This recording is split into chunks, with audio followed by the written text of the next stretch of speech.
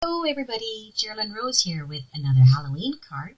This is for this week's Color Throwdown Challenge with colors of burnt orange, sage, and black.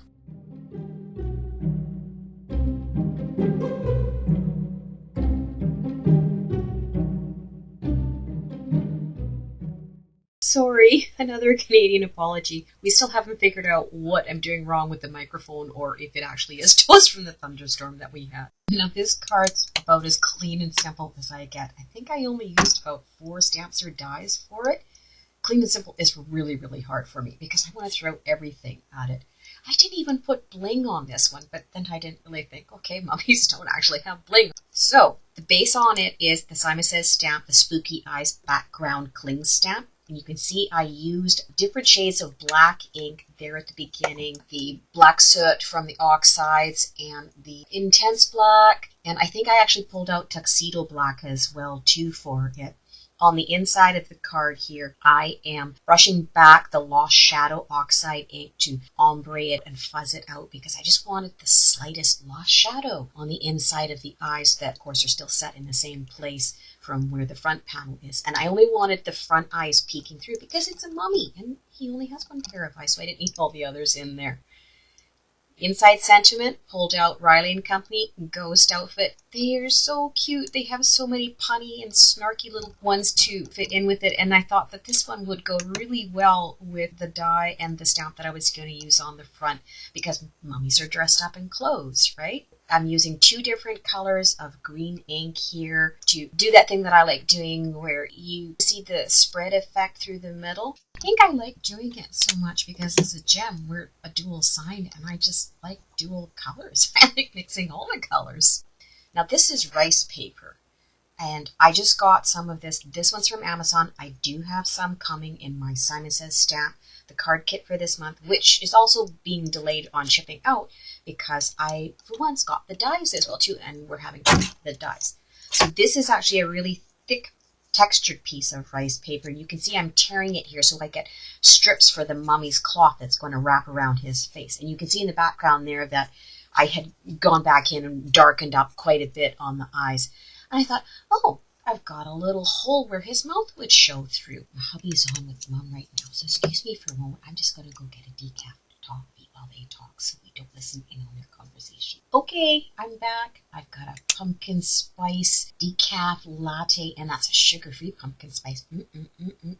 Anyway, back to the card. Mr. Mummy's wrappings needed a little dressing up, which the black oxide helped out with. And he's dead, but he's not 2D, right? For the eyes, I had seen somebody use a leaf vein stamp to get that effect of the blood veins through the eyes. And I thought, I could do that with cheesecloth. I used a crackling campfire, squashed it all over the cheesecloth, squashed it down on the eyes with a plastic in between so that my fingers wouldn't get inkier than they actually already are. Ta-da! It looks really cool. To accentuate that crackling, veining kind of look, got out crackle accents, right? When it dries, you can see the cracks in it. And I thought, oh, that's really going to lend some emphasis to those veins and stuff. What I didn't realize, as you can see here, that the crackling campfire reactivated and his eyes, the bloodshotness is spreading over top of all the sage green that I had down there. These are the way things go sometimes. You're never going to know until you try it out, right? I thought the fright word from the Sizzix Vault Gothic portraits would work really well with this. Cut it in gloss black, in a shimmer black, and in a sparkle black, and layered them up. Oh, I guess I'm gluing Mr. Mummy's bandages down here, very methodically, one over top, making certain that his mouth is not hidden. Now, most mummies don't have mouths. This particular one did. You can see in the background his mouth there, which was a mix of the crackling campfire and black soot oxide ink, as well as the black soot and barn door oxide sprays, which I just let all merge while they were still wet. I'm taking a real chance here, by the way, because the crackle accents on the eyes are not dry yet.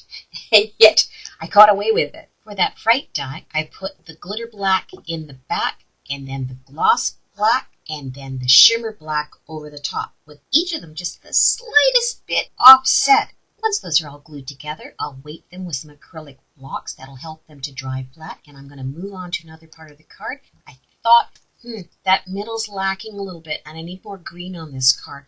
I brought in the Spellbinder's Hello Sentiments, just one of the little phrases that will tie in with the fright. Searched through my stash, found some sage green textured paper that would go nicely with the fact that his his wrappings are textured as well. Dusted on some anti-static powder with my rabbit tool. Grabbed the VersaFine Clair in black. Very delicately stamped that down.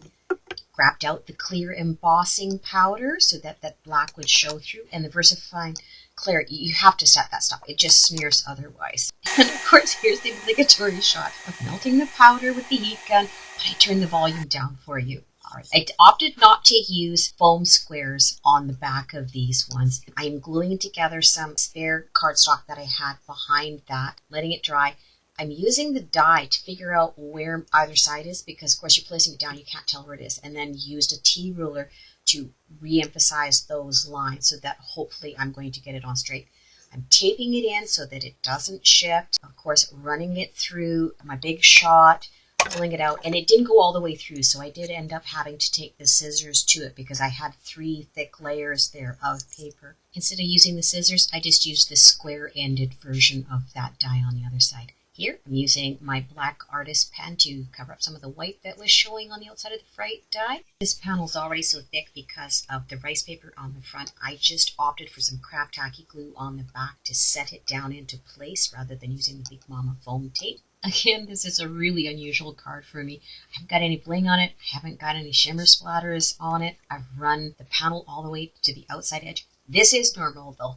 I am fussing with where am I going to put the sentiment. Let me hover so that I can place it in exactly the right spot. Same thing here with the lovely, the little mini sentiment strip above it. Is that exactly where I want it? Okay, yeah. And this. What would Amy do? Amy would have splatter. I stared at this card for hours and I was like, don't do it. I'm like, yeah, I want to do it. It's a Halloween card. I'm going to put splatter on it because splatter is life, right? So covered up the mouth and the eyes with little pieces of paper towel. And this is Amy's trick, using your watercolor pencils. So, of course, it was bundled sage and crackling campfire and the black soot.